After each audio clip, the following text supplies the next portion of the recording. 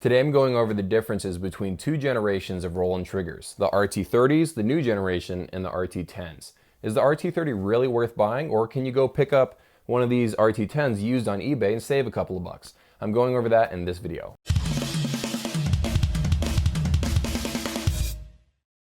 What's up guys, Justin Greenwald here, welcome to 65 Drums. This is the place to keep on top of all things eDrum related, so subscribe, press that bell icon if you haven't already. Today I'm going over the differences between the RT10s and the RT30s. I've never seen a video like this before. The RT10s and the RT30s. I'm going over the pros and cons. Is it really worth buying these? These are pretty expensive actually. I think I got this for like $80 or $90, and I got this for about $35 off of eBay.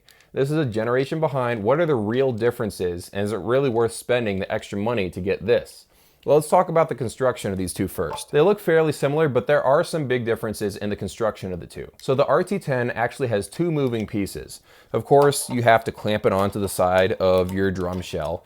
By the way, for those of you that don't know, this lets you convert your acoustic drums into an electronic drum set using a mesh head or just an acoustic drum head. Sometimes drummers will use triggers like this running to a drum module so they can play EDM sounds on an acoustic drum set. The sound man can sort of mesh the two sounds together, get a really interesting effect. That is a very popular thing. It's called hybrid drumming. Okay, so back to the trigger. This thing requires a drum key because after you clamp it onto the shell, now you need to loosen this right here and a little piston pops up. And you can adjust how close the foam cone sits on the mesh head. And that way you can get a more accurate triggering response. But with the RT30, it's actually self-leveling. So it's only got one moving part, this little clamp right here, this little screw.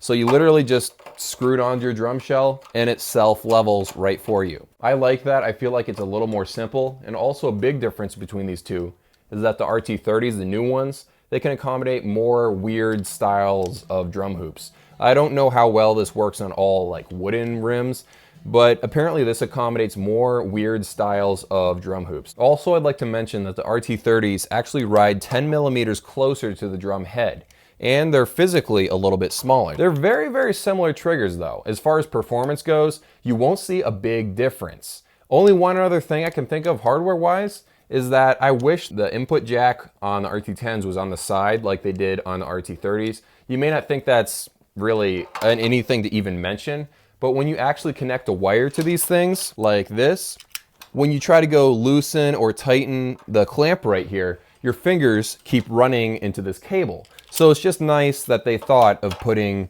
the input on the side of the new ones. I think you don't even notice these things when you're shopping online for these things, but it is a nice touch. Regardless, the performance of these things is really, really similar to each other. Now, if you're like me and have a Roland TD30 drum module, you'll actually have to update the entire drum module because the RT30s came out after the Roland TD30 was unveiled. So it doesn't have the trigger settings for the RT30.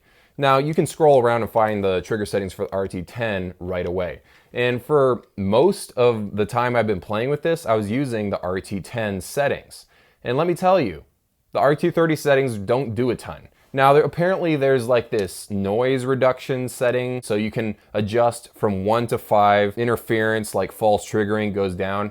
But I mean, you can eliminate false triggering with like threshold and stuff like that. Now, I've actually tested both of these drum triggers on a lot of different mesh heads. I've tried the Remo Silent Stroke, the Go eDrum drum heads. Those are both one ply. The Go eDrum mesh heads are really thick. The Silent Stroke ones are really, really thin. I've also tried it on a 2-ply ZED drum head, and of course, 2 different kinds of 3-ply mesh drum heads. The ZED 3-ply, and then of course the Billy Blast drum head. I've tried it on that as well. The dynamic range for these triggers is not what I was hoping that they would be. But when I was playing on all of those different drum heads, using a ton of different trigger settings, I was trying it with different levels of threshold, sensitivity, stuff like that, and I couldn't get the full dynamic range out of these things. When you start playing really, really softly, you'll start losing notes like crazy on both of these. That's why I don't recommend using them as snare triggers. Go buy 3 of these for your toms if you want to save some money, because I think you can buy a 5-piece of the RT10s for about 150 bucks. They perform just as well as the RT30s, at least in my testing. And I've tried it on a lot of different drum heads. You know, the performance of both of them is very, very similar. As far as the soft stuff goes, these two things drop notes. Definitely buy higher quality stuff for your snare. I've got a couple of different videos where you've actually seen me using these, and the performance is good in those videos, but let me tell you a little secret right here. When you're watching demos for different drum triggers, it looks like every trigger ever made is awesome. Like every little thing they do is picked up and it's really fine nuance. But you gotta play it for yourself to really know whether or not a trigger is worth buying. You're just gonna have to either trust me or don't trust me on my opinion on this. When you look at someone playing, you hear all the different variations of hard and soft hits, and you think, wow, it's a great drum trigger. But as a drummer, I know what it should sound like. If it doesn't fit the picture in your mind, what you should be getting from the hard hits and the soft hits, you know something's off. But you have a disconnect from that if you're just watching a video on the internet.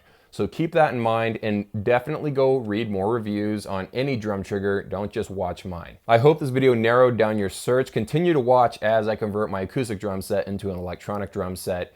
I've still got some elements to add, so keep watching. I've got that Joe Becky trigger over there that I haven't reviewed yet. I still gotta actually put that in my snare. I wanted to finish this video first, and I've got a couple of other videos that I'm editing right now. And then I'm gonna put that inside of my snare drum, and that will be my snare trigger as I try to figure out how good of a trigger that is. Keep watching if you wanna see more videos like this. Thank you so much for watching. I'm making 3 of them a week, by the way. Subscribe. See you in a few days.